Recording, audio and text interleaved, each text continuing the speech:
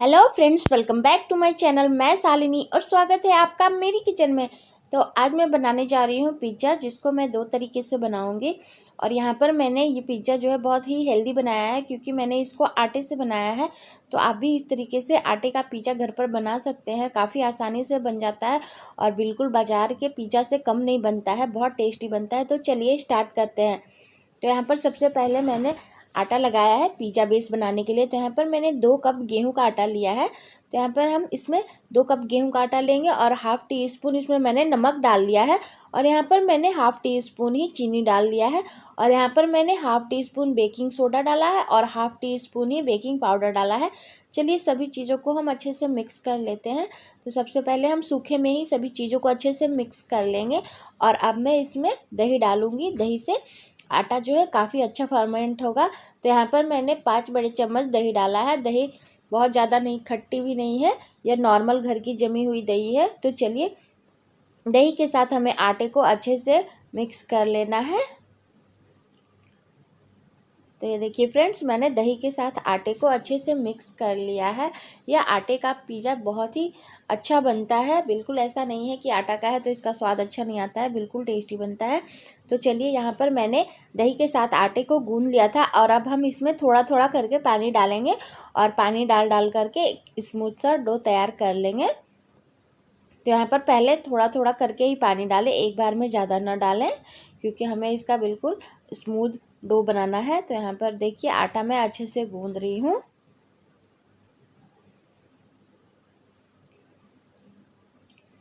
तो ये देखिए फ्रेंड्स, आटा जो है मेरा गूंद चुका है। तो इस तरीके से हम इसको थोड़ी देर के लिए अच्छे से मसल लेंगे और इसको हम अच्छे से गूंद करके इसमें अब हम ऊपर से थोड़ा सा रिफाइंड ऑयल डालेंगे। तो यहाँ पर मैंने थोड़ा सा आधा चम्मच के करीब रिफाइंड ऑयल डाल दिया था। और चलिए इसको ऑयल के साथ अच्छे से एक बार फिर से मिक्स कर लेते हैं। और मिक्स करने के बाद इसको हम 1 घंटे के लिए हमें सेट होने के लिए रखना है। ज़्यादा देर न रखें, 1 घंटे में काफ़ी अच्छा फर्मेंट हो जाता है। तो यहाँ पर आटा गूंद करके तैयार हो गया। चलिए इसको हम ढक करके 1 घंटे के लिए सेट होने के लिए रख देते हैं। तो 1 घंटे के बाद हम देखेंगे। तो ये देखिए फ्रेंड्स, 1 घंटे के बाद आटा जो है हमारा काफ़ी अच्छे से फर्मेंट हुआ था। चलिए इसको एक बार फिर से अच्छे से इस तरीके से हम मसल लेते हैं। चलिए अब हम इसकी लोइयाँ निकाल लेंगे। तो यहाँ पर मैं मिनी पिज़्ज़ा बनाऊंगी और एक बड़ा पिज़्ज़ा भी बनाऊंगी। तो यहाँ पर मैंने छोटे छोटे 3 लोइयाँ काट लिया था, जिसमें मैंने 3 मिनी पिज़्ज़ा बनाया था और एक मैंने बड़ा पिज़्ज़ा बनाया था। तो चलिए अब हम मिनी पिज़्ज़ा पहले बनाते हैं। तो यहाँ पर हम एक लोई लेंगे और थोड़ा सा तेल लगा लेंगे चकले पे और इनको इस तरीके से हम हाथों से ही फैला लेंगे। यहाँ पर बेलने की भी ज़रूरत नहीं पड़ती है, हाथों से ही काफ़ी आसानी से अच्छे से इसका शेप आ जाता है। तो चलिए इस तरीके से हाथों की सहायता से हम इसके छोटे छोटे मिनी पिज़्ज़ा का बेस तैयार करेंगे। तो ये देखिए फ्रेंड्स, इस तरीके से मैंने एक पिज़्ज़ा का बेस तैयार कर लिया है। तो ये देखिए फ्रेंड्स, मैंने एक पिज़्ज़ा का बेस तैयार कर लिया है और अब मैं एक फोक की सहायता से इसमें इस तरीके से हमें होल कर लेना है, ताकि पिज़्ज़ा जो बेस है हमारा अच्छे से सिके, वो फूले ना। तो इस तरीके से फोक की सहायता से हमें पिज़्ज़ा में छेद कर लेना है। तो चलिए एक हमारा पिज़्ज़ा बेस यहाँ पर देखिए बन करके तैयार हो गया। इसी तरीके से मैं और 2 पिज़्ज़ा बेस तैयार कर लूँगी। तो ये देखिए यहाँ पर मैंने और भी तैयार कर लिया है। चलिए अब हम इसे सेकने ये। तो यहाँ पर मैंने एक तवा गर्म करने के लिए रख दिया था। तो तवा को मैंने बिल्कुल धीमी आंच पे रखा है और इस तरीके से हम उनको तवे पर डाल देंगे और इनको हम ढक करके 2 से 3 मिनट के लिए बिल्कुल धीमी आंच पर ही पकाएंगे। बहुत ज़्यादा देर नहीं पकाएंगे, सिर्फ 2 या 3 मिनट के बाद इसको हम फिर से दूसरे साइड से पलट देंगे। तो ये देखिए फ्रेंड्स, यहाँ पर पिज़्ज़ा बेस जो है अच्छा फ्लफ़ी बना हुआ है। और ये देखिए मैंने इसको दोनों साइड से पलट दिया है और इसका कलर काफ़ी अच्छा आ गया है। और दूसरे साइड से भी हम इसे ढक करके 2 मिनट के लिए ही सेकेंगे, बहुत ज़्यादा देर के लिए ना रखें। तो यहाँ पर मैं ढक्कन लगा देती हूँ और फिर 2 मिनट के बाद हम इसको चेक करेंगे। तो ये देखिए 2 मिनट हो चुके हैं और अब मैं आपको दिखाती हूँ कि मेरा जो पिज़्ज़ा बेस है वो दोनों साइड से अच्छे से सिक गया है। तो ये देखिए इसका कलर भी काफ़ी अच्छा आ गया है। तो चलिए अब हमारा पिज़्ज़ा बेस तैयार हो गया है, हम इनको निकाल लेते हैं।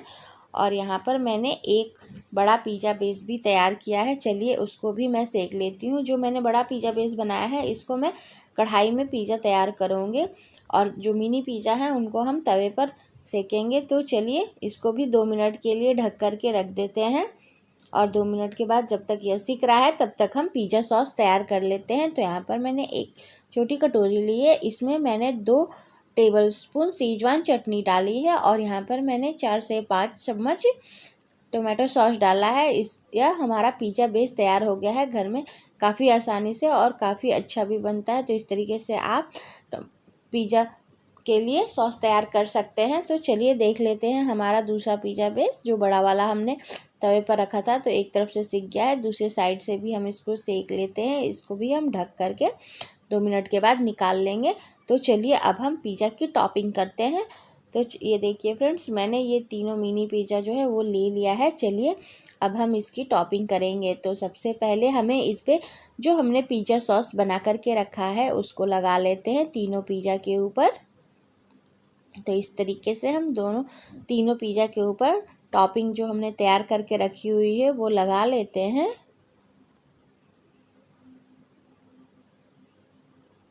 तो ये देखिए फ्रेंड्स, हमारा पिज़्ज़ा बेस बिल्कुल तैयार है सॉस लगा करके। चलिए अब हम इसके ऊपर चीज़ डालेंगे। तो यहाँ पर मैंने मोज़रेला चीज़ लिया है, ये क्रम्बल्स वाले चीज़ हैं। चलिए इनको हम एक लेयर चीज़ से तैयार करेंगे। तो सबसे पहले हम इसके ऊपर चीज़ डाल लेते हैं तीनों पिज़्ज़ा के ऊपर।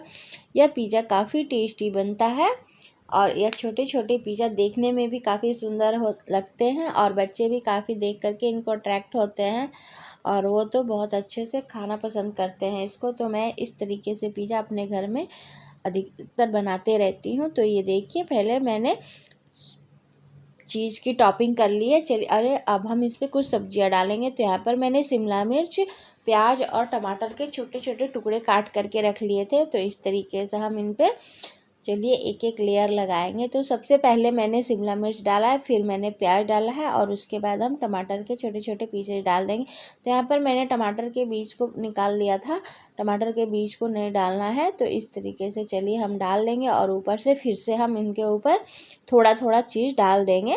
जितना ज़्यादा चीज़ आपको पसंद है आप उस हिसाब से डाल सकते हैं।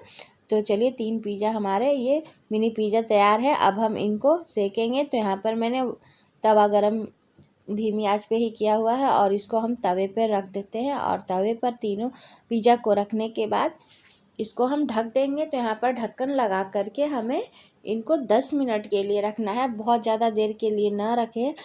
तो ढक करके इसको हम बिल्कुल धीमी आंच पर 10 मिनट के लिए रखेंगे जब तक कि हमारा जो चीज़ है वो मेल्ट ना हो जाए। और चलिए मैं तब तक दूसरा बड़ा वाला पिज़्ज़ा इसकी भी टॉपिंग कर लेती हूँ। तो इस पर भी मैंने जो पिज़्ज़ा सॉस तैयार किया था उसको लगा दिया है और अब हम इस पर भी चीज़ स्प्रेड कर लेते हैं। तो ये देखिए फ्रेंड्स, इस पर भी मैंने अच्छे से चीज़ लगा लिया है भर करके और सारी सब्जियां हम डाल देंगे, तीनों सब्जियां डाल देंगे। आप यहाँ पर पनीर या फिर कॉर्न किसी भी चीज़ की टॉपिंग कर सकते हैं जो आपको पसंद हो। तो चलिए इसके ऊपर से भी चीज़ डाल लेते हैं। और यहाँ पर मैंने एक कढ़ाई लिया है, कढ़ाई भी मैंने बिल्कुल धीमी आंच पे रखी है और इसके अंदर हम पिज़्ज़ा डाल करके इसको भी हम ढक करके 10 मिनट के लिए धीमी आंच पर सेकेंगे। तो ये देखिए फ्रेंड्स, जो हमारा मिनी पिज़्ज़ा है कितने अच्छे से तैयार हो रहा है और बिल्कुल जो इसका चीज़ है मेल्ट हो गया है और यहाँ पर मेरा मिनी पिज़्ज़ा बन करके तैयार हो गया है। चलिए अब मैं इसको निकाल लेती हूँ एक प्लेट में। तो ये देखिए फ्रेंड्स, पिज़्ज़ा जो है वो कितना अच्छा फ्लफ़ी हो गया है और काफ़ी अच्छे से इसका चीज़ भी मेल्ट हो गया और सारी सब्जियाँ भी अच्छे से इसमें पक गई हैं। चलिए अब हम इसके ऊपर चिली फ्लेक्स डाल देंगे। तो यहाँ पर मैं चिली फ्लेक्स डाल रही हूँ और थोड़ा सा हम ऑरिगेनो डालेंगे। तो यहाँ पर मैंने एक पिज़्ज़ा के ऊपर चिली फ्लेक्स नहीं डाला है क्योंकि मेरी छोटी बेटी उसको तीखा लगता है तो वो नहीं खाना पसंद करती है, इसलिए मैंने उसके ऊपर चिली फ्लेक्स एक के ऊपर नहीं डाला है, बाकी के ऊपर मैंने चिली फ्लेक्स और ऑरिगेनो डाल दिया है। और यहाँ पर हमारा मिनी पिज़्ज़ा बनकर के तैयार है। आप इसे सर्व करें, काफ़ी टेस्टी बनता है। चलिए अब हम बड़े वाले पिज़्ज़े को देख लेते हैं। तो यहाँ पर हमारा कढ़ाई में जो पिज़्ज़ा हमने रखा है वो भी अच्छे से उसके भी चीज़ मेल्ट हो गए हैं और ये भी पिज़्ज़ा हमारा बन करके तैयार हो गया है। सिर्फ 10 मिनट ही लगे थे इसको भी बनने में। तो चलिए इसके ऊपर भी हम अच्छे से चिली फ्लेक्स और ऑरिगेनो स्प्रेड कर लेते हैं। तो ये देखिए फ्रेंड्स, हमारा पिज़्ज़ा कितना अच्छा दिख रहा है और काफ़ी टेस्टी बनता है। तो इस तरीके से आप भी अपने घर में मिनी पिज़्ज़ा या फिर कढ़ाई में पिज़्ज़ा बना करके तैयार कर सकते हैं। तो चलिए अब हम इसको कटर की सहायता से काट लेते हैं। तो ये पिज़्ज़ा काफ़ी टेस्टी बनता है और बहुत ही आसान है इसको बनाना, और ये घर में बना हुआ है तो इस वजह से यह काफ़ी हेल्दी भी है। आई होप आपको ये रेसिपी पसंद आई होगी। तो यदि आपको मेरी रेसिपी पसंद आती है तो प्लीज़ मेरे चैनल को सब्सक्राइब करना ना भूलें। तो चलिए नेक्स्ट वीडियो में मिलेंगे एक नई रेसिपी के साथ, तब तक के लिए थैंक यू, बाय बाय।